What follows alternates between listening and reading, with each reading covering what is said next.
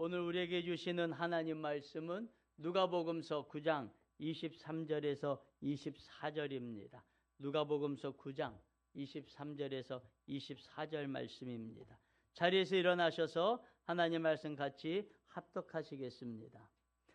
그리고 예수께서 모든 사람에게 말씀하셨다. 나를 따라 오려는 사람은 자기를 부인하고 날마다 자기 십자가를 지고 나를 따라 오너라. 누구든지 제 목숨을 구하려고 하는 사람은 잃을 것이요 누구든지 나를 위하여 제 목숨을 잃는 사람은 목숨을 구할 것이다. 아멘. 우리 자리에 앉으면서 함께 인사합니다. 하늘 복 많이 받으세요. 하늘 복 많이 받으세요. 하늘 복 많이 받으세요. 하늘 복 많이 받으세요. 하늘 복 많이 받으세요. 오늘 말씀은 십자가의 신앙으로 하나님을 기쁘시게 하라라는 말씀으로 함께 은혜를 나누겠습니다. 성경에는 하나님 잘 믿고 복받은 사람들의 이야기가 참 많이 나오고 있습니다. 그 중에서 제일 복받은 사람 한 명을 꼽으라면은 아브라함입니다. 하나님께서는 이 아브라함의 복이 우리가 믿는 모든 성도들이 다 받아야 될 가장 좋은 복이시기 때문에 하나님께서는 모든 믿는 자들에게 아브라함의 복을 주시겠다고 하나님은 약속을 하고 계시는 것입니다. 그렇다면 우리가 해야 될 일은 무엇입니까? 믿음인 것이죠. 믿음. 아브라함이 가졌던 그 믿음을 우리가 소유한다면 우리는 아브라함의 복을 모두 받을 수 있는 것입니다. 하나님께서는 믿음의 사람을 그래서 기뻐하십니다. 히브리서 11장 6절에 믿음이 없이는 하나님을 기쁘시게 하지 못하나니 하나님께 나아가는 자는 반드시 그가 계신 것과 또한 그가 자기를 찾는 자들에게 상 주시는 이심을 믿어야 할지니라 라고 말씀을 하고 계십니다.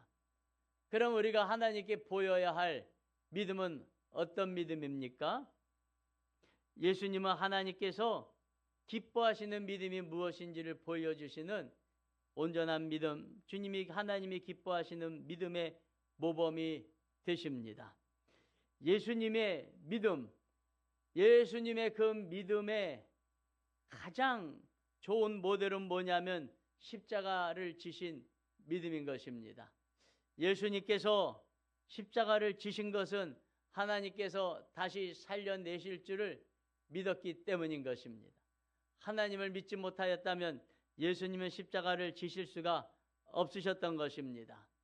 그래서 우리가 예수 그리스도의 십자가의 신앙을 깨닫는다면 저와 여러분들은 올해 하나님의 복을 많이 누릴 줄로 믿습니다. 어제 우리 당의 부부 모임에서 인천 대공원을 다녀왔는데 꽃들이 벌써 활짝 핀 것들도 있더라고요. 여기저기서 꽃망울이 막 터질 것 같은 그런 막 바로 직전에 있고요. 또 이미 꽃망울을 터뜨려 가지고 활짝 핀 꽃들도 있어요. 그걸 보면서 이야, 겨울은 지나갔구나, 축복의 계절이 왔구나 하는 생각이 들었습니다.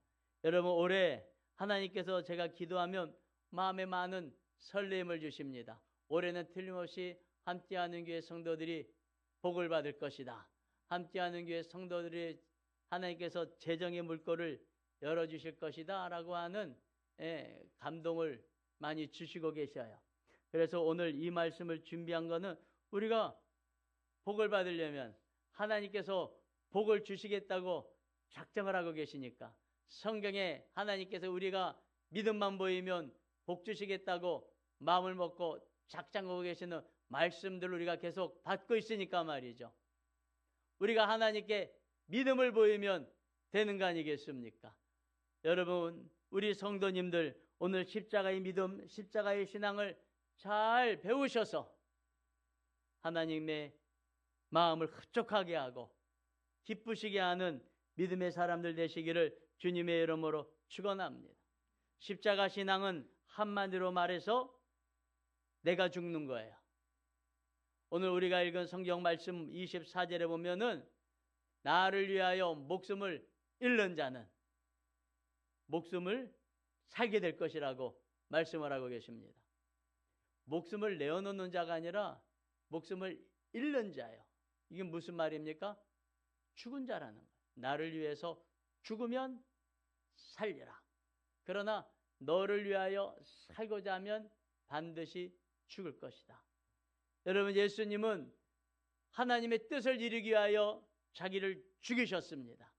그리고 부활하셨고 하나님의 보좌 우편에 앉으시는 영광을 얻으신 것입니다. 그래서 하나님이 주시는 아브라함의 복은 내가 죽는 거예요. 아브라함도 우리 구약 성경에 보면은 유태인들의 조상, 오늘날 유대인들이죠. 유대인들의 조상, 이스라엘의 조상이 바로 이 아브라함입니다. 아브라함이라고 하는 사람은 그의 인생 과정 가운데서 죽는 믿음의 순종을 보였습니다. 처음에는 본토 친척 아비의 집을 떠나라. 여러분, 그때 당시에는 시족 공동체 사회예요. 우리처럼 이렇게 사는 게 아니라 가문 중심의 시족들이 한 지방에 모여서, 한 동네에 모여서 서로를 지키고 서로 이 재정 활동을 하고 경제 활동을 해서 서로 품앗이해서 먹고 사는 게 그 시대란 말이죠. 양도 같이 치고 농사도 같이 짓고 이 싸움도 같이 하는 시족 공동체 사회에서 부모를 떠나고 시족 공동체를 떠나는 거는요, 죽음이에요. 하나님께서 너 나가서 죽어라, 뭐 이런, 쉽게 말해서 그런 이야기인 것이죠.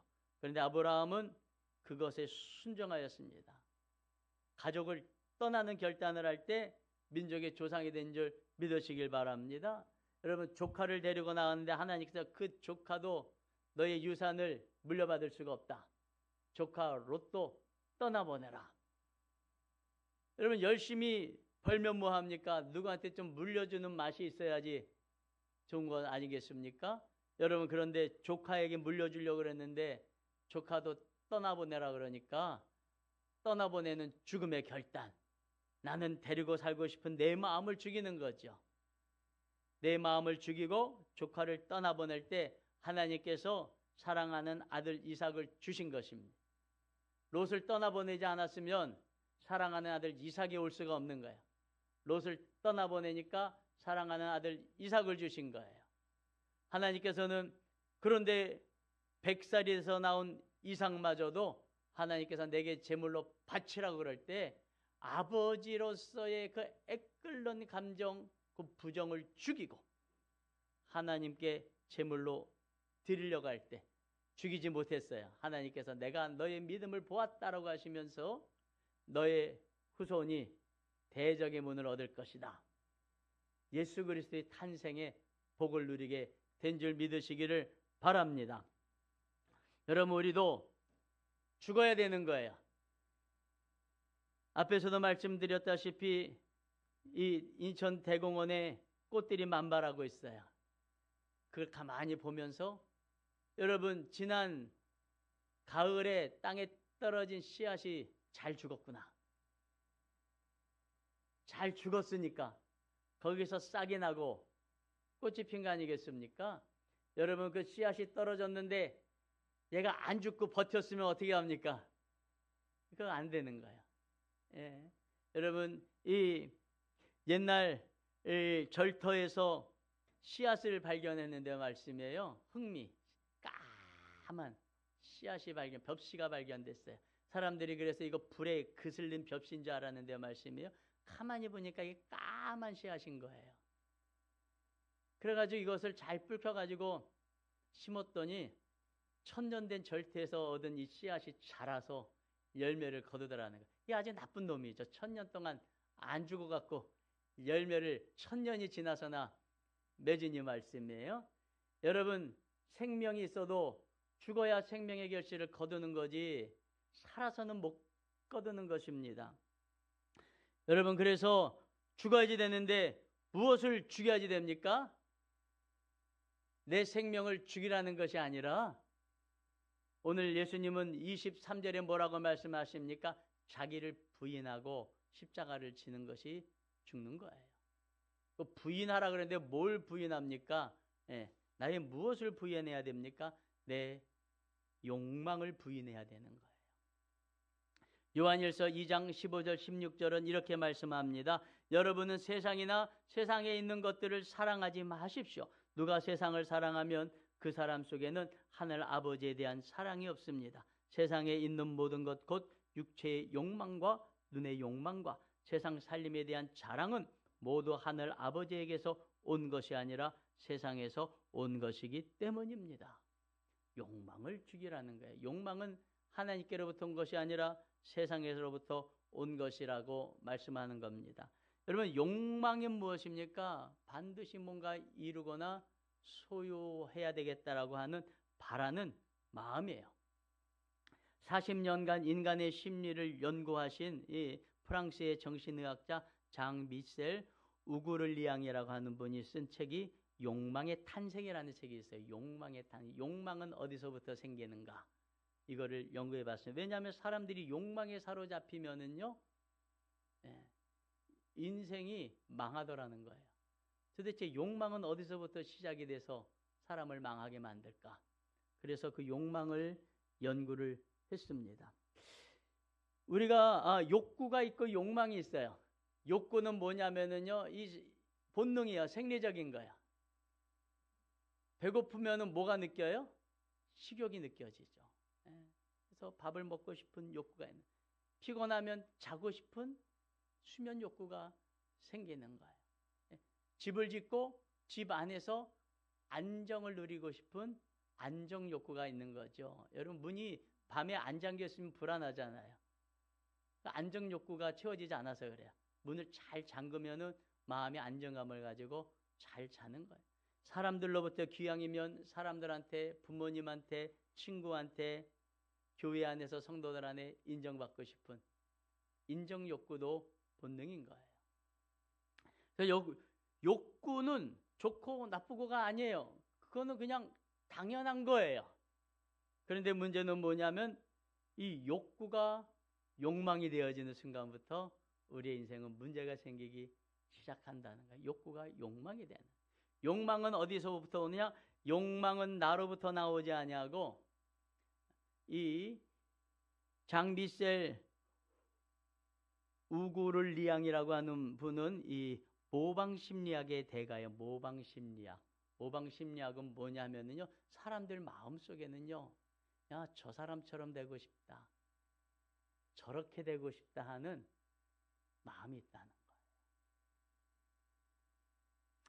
여러분, 그래서 배고플 때 밥을 먹고 싶다 하는 거는 욕구예요. 그런데 배고플 때 밥을 먹는데 어느 순간부터인가 요 밥을 먹는 것이 싫어. 제 밥을 먹고 싶어. 왠지 제 밥이 더 많아 보이고 더 좋아 보여요. 이건 뭐예요? 욕망이에요, 욕망. 매일같이 보리밥만 먹는 것이 아니라 나도 고깃국에 밥 말아 먹고 싶다. 이건 뭐 하는 거예요? 그거는 욕망인 거예요. 기왕이면은 고급 호텔 레스토랑에서 폼 잡고 앉아서 밥 먹고 싶다. 이건 뭐예요? 욕망이에요, 욕망. 그런 욕망은 어디서부터 옵니까? 내 안에서 나온 것이 아니라 바깥에서 들어오는 거예요, 욕망은. 우리 첫사람 아담이 하나님만을 바라보고 있을 때에는 부족함이 없었어요. 그 안에는 욕망이 없었어요. 그런데 어느 날 하나님을 바라보는 것이 아니라 나도 하나님처럼 되고 싶다 하는 새로운 욕망이 생겨버렸어요. 하나님께 감사하는 것이 아니라 나도 하나님처럼 되고 싶다고 하는 욕망이 생겨버렸어요. 욕망의 문제는 뭐냐면은 만족감이 없다는 거예요. 계속해서 욕망을 채우기 위하여 경쟁하는 거예요. 여러분, 내가 집에서 밥 먹으면서 TV를 이렇게 보고 있는데 갑자기 거기에 나오는 말씀이에요. 흑백 요리사 요리를 이렇게 보더니 말씀이에요. 백이 요리사 식당에 가서 한번 3만 원짜리 밥을 한번 먹어보고 싶다. 여러분, 그래서 그분의 식당에 찾아가서 3만 원짜리 요리를 먹고 있으면 행복하냐? 그게 아니라는 거예요. 거기에 앉아서 3만 원짜리 요리를 먹고 있는데 또 TV를 보니까 그것보다 더 좋은 고급 호텔에서 5만 원, 6만 원짜리 음식을 또 팔아요. 그럼 어떻게 합니까? 아유, 돈 좀 벌어서 저런 데 가서 먹고 싶다는 또 다른 욕구와 욕망이 생겨요. 그래서 돈 벌어서 또 5만 원, 6만 원짜리 먹으면 행복하냐? 그게 아니라는 거예요. 욕망이라고 하는 건 계속해서 경쟁을 일으켜요. 계속해서 경쟁을 일으켜요. 아랍에미레이트의 두바이라고 하는 곳에 가면 7성급 호텔이 있대요. 7성급 호텔. 거기에는요, 고급 레스토랑이 있는데 밥 한 상에 1,000만 원짜리가 있대요. 거기는요, 금가루가 뿌려져 있고 진주 조개에 진주가 담겨 있는 그릇에서 그걸 요리를 해서 먹는다 그래요. 그럼 1,000만 원짜리 먹고 싶으시죠? 네. 아니에요? 그딴 건 안 먹. 여러분, 제가 여러분 왜 안 먹고 싶은지 알아요. 1,000만 원이 없어서 그래. 만약에 여러분이 말씀이에요, 500만 원짜리 음식을 사 먹을 수 있는 능력이 있다면 말씀이에요, 그땐 달라질 거예요. 나도 돈을 더 벌어서 1,000만 원짜리 밥 한번 먹어볼래 하는 마음이 생길 거예요. 지금은 이제 1,000만 원 상상도 못하니까 아주 그냥 가벼운 마음으로 그딴 거 안 먹고 싶어 뭐 이러고 있는 거죠. 욕망은요, 계속 한도 끝도 없이 경쟁해 가는 거예요. 첫사람 아담은 계속해서 하나님까지 쳐 올라가서 하나님처럼 되고 싶은 욕구와 욕망이 생기는 거예요. 여러분, 그래서 욕망에는 감사가 없어요. 욕망은 계속해서 경쟁하기 때문에 결국 나를 망하게 만든다는 거예요. 그래서 성경은 욕망을 십자가에 못 박으라고 말씀하는 겁니다. 욕망이 살아서 꿈틀거리면 결국 그 인생은 망하게 되고요. 그 인생은 불행하게 된다고 하는 것입니다. 욕망은요, 계속 욕망 가지고 씨름하다 보면 내가 처음에 왜 이걸 하게 됐는지에 대한 것들을 잊어버린다는 말씀이에요. 예. 여러분, 우리 핸드폰이라는 것이 있잖아요. 핸드폰은 내가 핸드폰을 사는 이유는 뭐예요? 처음에 왜 핸드폰을 샀어요? 처음에 전화하고 받고 급하면 연락하고 또 상대방이 급하면 나한테 전화하는 그런 용도로 핸드폰을 샀는데 말씀이에요. 어느 순간에부턴가 핸드폰에 욕망이 붙기 시작하면은요, 이제는 어떤 기능이 있는지, 얼마나 예쁘게 생겼는지, 얼마나 비싼 건지 이거 경쟁을 시작한단 말씀이에요. 나중에는 꾸미기 경쟁에 또 들어가요. 케이스가 금장인지 은장인지 거기에 비주를 몇 개를 박을 건지 한도 끝도 없어요. 나중에는 이 핸드폰이 전화를 내가 통화하기 위해서 받은 건지 사람들한테 멋진 금장이 달린 비주얼이 막 비주들이 여러 개가 박힌 핸드폰을 좀 자랑하기 위한 것인지 첫 목적이 잊어버리는 거예요. 여러분, 집은 왜 필요합니까? 안정감을 위해서. 집이 필요한데 말씀이에요. 어느 순간부터인가 집은 안정감을 위해서 필요한 것이 아니라 사람들에게 과시하고 자랑하고 싶은 것으로 변질되어져서 욕망은 처음에 동기를 잊어버리게 만드는 거예요. 그래서 성경은 우리에게 욕망을 버리라고 말씀을 하고 계시는 거예요. 그래서 내 욕망을 부인하는 것, 이것이 죽는 거예요.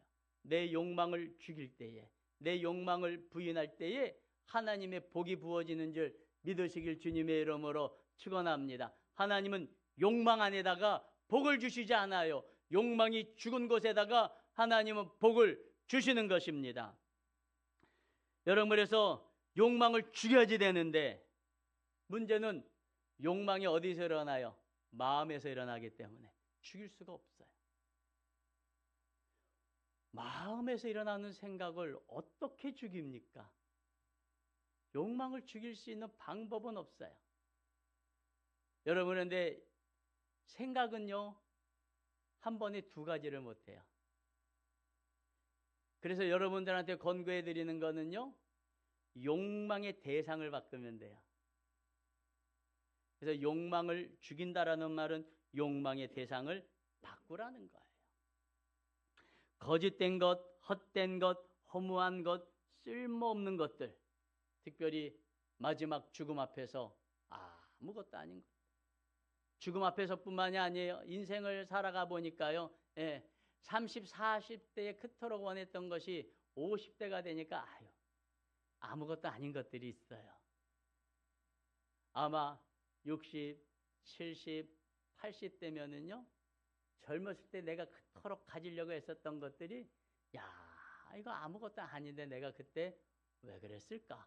왜 내가 거기에 목숨 걸었을까? 아마 그런 생각들 드시는 것들이 있을 거예요. 시간이 지나면 헛된 것들, 허무한 것들, 쓸모없는 것들, 그것을 추구하는 욕망에서 죽음 앞에서 세월이 갈수록 참된 것들, 보람된 것들, 나를 꽉 채우는 충만한 것들, 하나님 앞에 섰을 때도 유지되어지는 영원한 가치가 있는 것들의 욕망의 대상을 바꾸시길 바랍니다. 그것이 나의 육신의 욕망을 죽이는 방법인 것입니다. 히브리서 12장 2절에 보면 믿음의 창시자요 완성자이신 예수를 바라봅시다. 그는 자기 앞에 놓여있는 기쁨을 내다보고서 부끄러움을 마음에 두지 않으시고 십자가를 참으셨습니다. 그리하여 그는 하나님의 보좌 오른쪽에 앉으셨습니다. 예수님은 무엇입니까? 살고 싶은 욕구와 욕망이 있지만 그거를 내려놓고 십자가를 지심으로 하나님의 보좌 오른쪽에 올라가셨다는 거예요. 왜요? 주님께서 새로운 걸 바라보셨기 때문에. 고난과 고통이 아니라 십자가를 통한 구원과 영광을 바라보셨기 때문에 가능했다는 거예요. 히브리서 11장 24절에 믿음으로 모세는 어른이 되었을 때 바로 왕의 공주의 아들이라 불리기를 거절하였다. 오히려 그는 잠시 죄의 향락을 누리기보다 하나님의 백성과 함께 학대받는 길을 택하였다. 왜요? 그것이 영광의 길이고 그것이 보람된 길이기 때문에. 공주의 아들이라고 하는 것 그냥 세월이 지나서 나이 먹어 죽어서 끝나는 거예요. 여러분, 그 시대에 모세의 어머니였던 공주의 이름을 기억하십니까? 그의 아들로서 아무리 오래 살았어도 누가 기억하겠습니까? 그러나 모세가 학대받지만 그래도 백성들을 인도하는 하나님께서 주시는 사명의 길을 택하였을 때, 여러분 지금 수천 년이 지났어도 모세를 기억한다는 말씀이에요. 이게 얼마나 큰 영광입니까? 여러분, 그래서 우리 사랑하는 성도님들, 욕망의 대상을 자꾸만 바꾸시고 현재 내 육신의 욕구들을 부인하시기를 주님의 이름으로 축원합니다.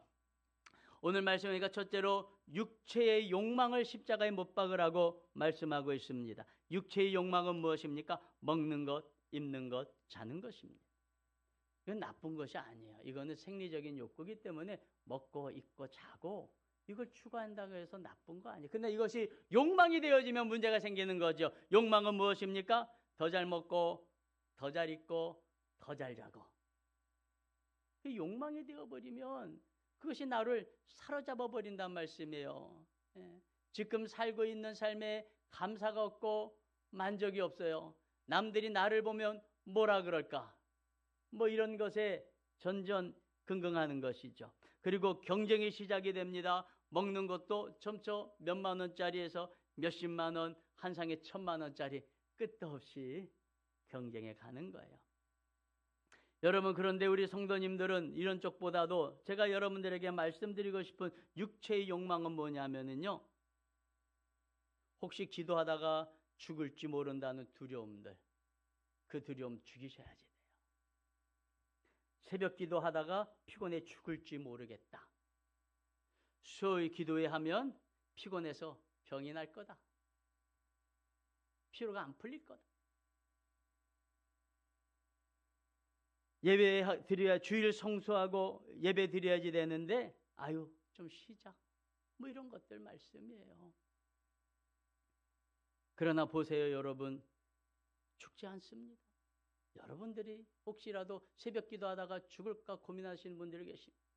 저는요, 26살부터 지금까지 새벽 기도 계속 하고 있어요. 저는 진작에 죽었을 거예요. 수요 기도하면 피곤해서 죽을 거다. 그러면 저는요 수요 기도하고 다음날 새벽 기도 또 드리고. 어제 어느 권사님이 그러시더라고요. 목사님은 시간이 갈수록 힘이 좀 팔팔한 것 같대요. 여러분 피로는요 더 잔다고 좀 더 쉰다고 피로가 해결되는 게 아니에요. 영이 풍성하면은요 기도할 때 성령이 부어지면은요 피로가 확 사라져 버려요. 오늘도 아침에 활동을 하는데 막 그냥 활력이 있고 생기가 있고 몸이 막 가벼워요. 여러분 인생이 가벼워야지 돼요. 세상 짐을 지고 인생의 짐을 지고 수고의 짐을 지고 살아가니까 인생이 무겁고 힘들고 아프고 병나고 피곤하고 그러는 거죠. 사랑하는 성도 여러분, 그런 생각을 죽여버리세요. 그래서 어떻게 합니까? 성령의 소리에 이끌리세요. 여러분 안에 계신 성령께서 육신의 욕구를 향하여서 이렇게 말씀하시지 않습니까? 수요 예배 나와도 피곤해 죽지 않는다. 예배 드려라. 새벽 기도해도 피곤해 죽지 않는다. 기도해라. 이런 소리가 여러분 안에 안 들립니까? 그럼 부담감이 없습니까? 전혀 없어요. 그럼 문제가 있는 거잖아요. 너무나 안 들으니까 성령께서 침묵하고 계시는 거예요. 근데 오늘 목사님을 통해서 아주 얼굴들을 다 이렇게 숙이고 계시네. 찔리죠. 팍팍팍팍 찔리죠. 안 찔리면 성령이 여러분 안에 없는 거예요. 찔리면 계시는 거예요. 찔릴 때 순종하면 복 받는 거예요. 하나님께서 기도하라 기도하라 기도하라 하시는 데는 뭐 하시려고요? 복 주시려고. 복의 자리로 나와라 나와라 나와라 하시는 거예요. 너 아브라함은 본토 친척 아비의 집을 떠났어. 너는 아주 영원히 떠나는 것이 아니라 오늘 밤에 너희 집에서 나와서 수요 예배 기도의 자리로 좀 나와. 거기서 복을 받을 거야. 거기에 성령이 임할 거야. 할렐루야. 왜 그 음성을 안 들으십니까? 왜 성령의 소리에 귀를 기울이지 않고 육신의 소리에 자꾸만 집니까? 저는 우리 함께하는 교회 성도님들이 큰 복을 받았으면 좋겠습니다. 큰 복을 받으려면은요, 제가 쭉 연구를 해보니까 결국 기도의 자리에서 복 받는 거예요. 기도하지 않으면 복을 받을 수가 없어요. 아브라함이 본토 친척 아비의 집을 떠났을 때 복 받는 거지, 계속 거기에 안락하고 익숙한 곳에 있을 때 복을 받습니까? 우리 사랑하는 성도님들, 육체의 욕망을 십자가에 못 박으십시오.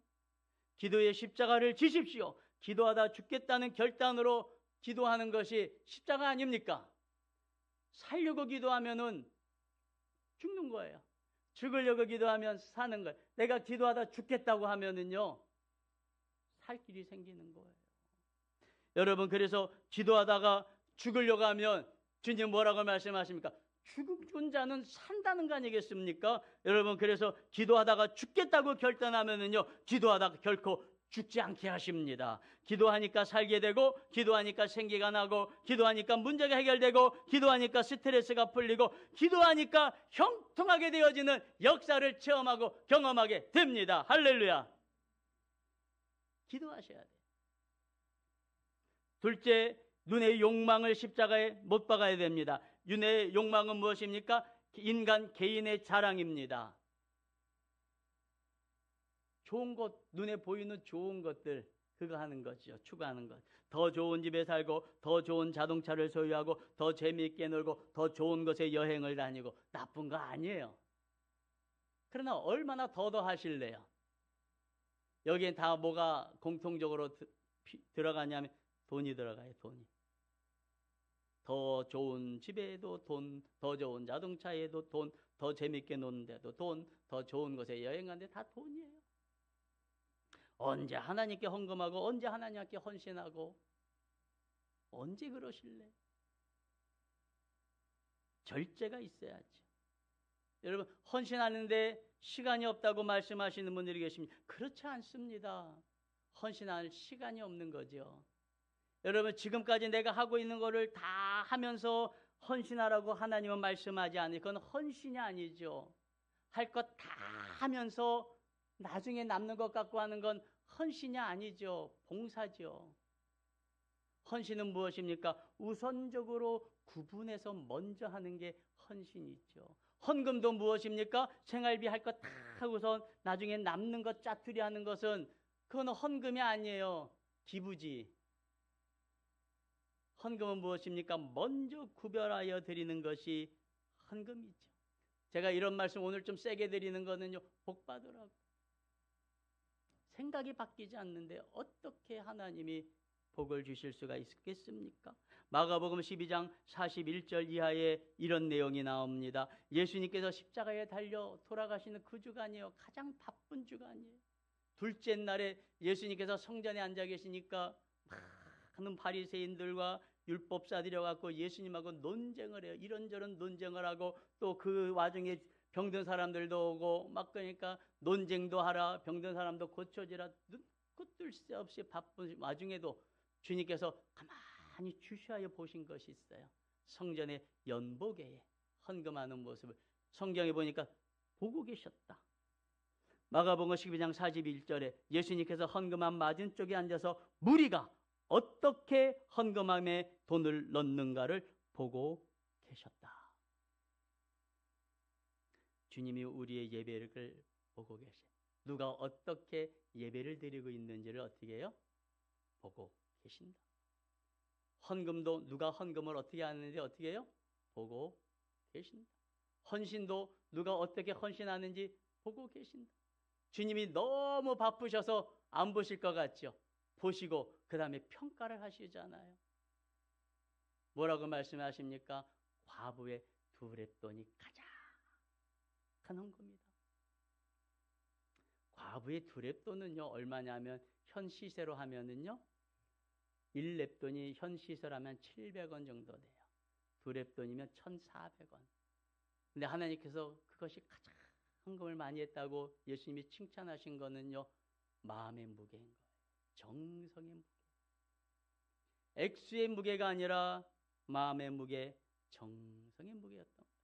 부자들은요 과부보다 많이 했어요.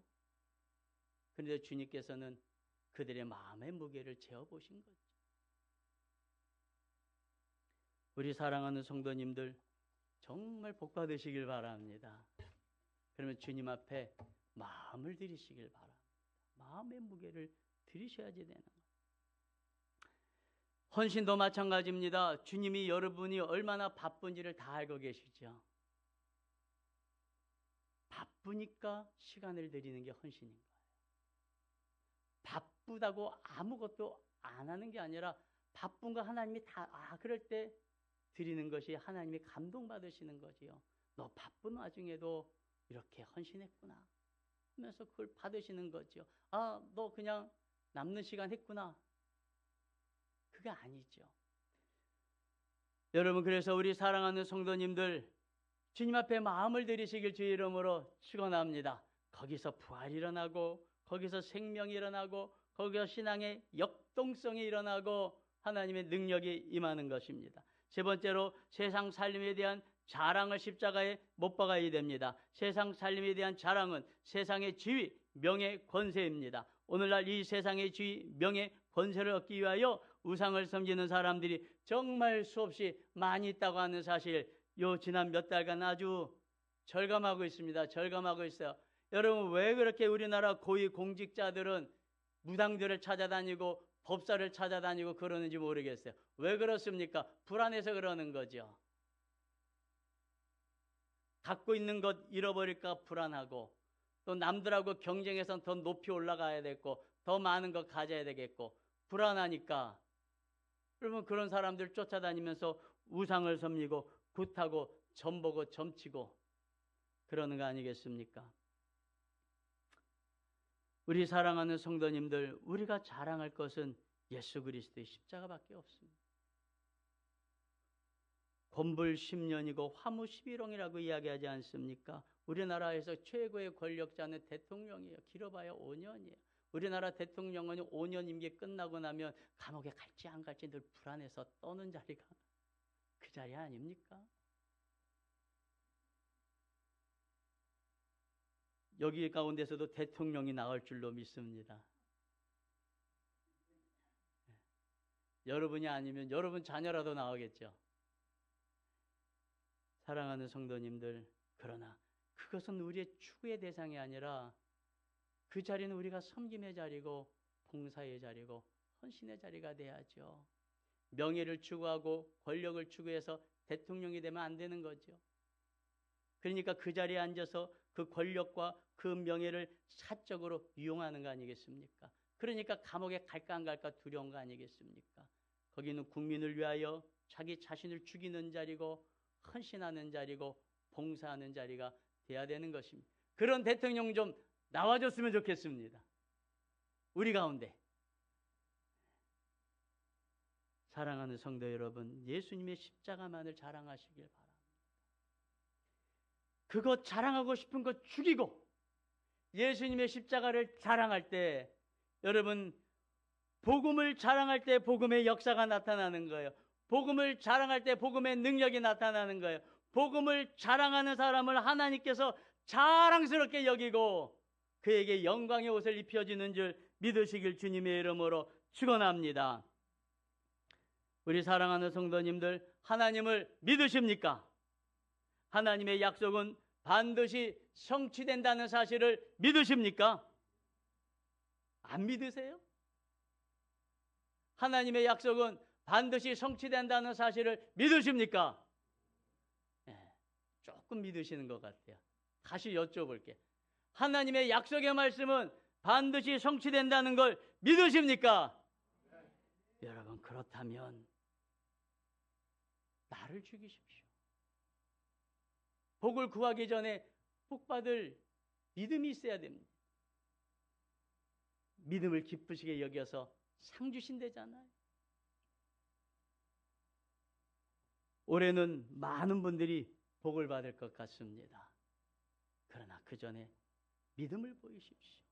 나의 욕망을 죽이시고 기도의 자리, 나의 욕망을 죽이고 헌신의 자리, 나의 욕망을 죽이고 하나님의 일에 먼저 한번 시간을 내시고 헌신을 하시길 바랍니다.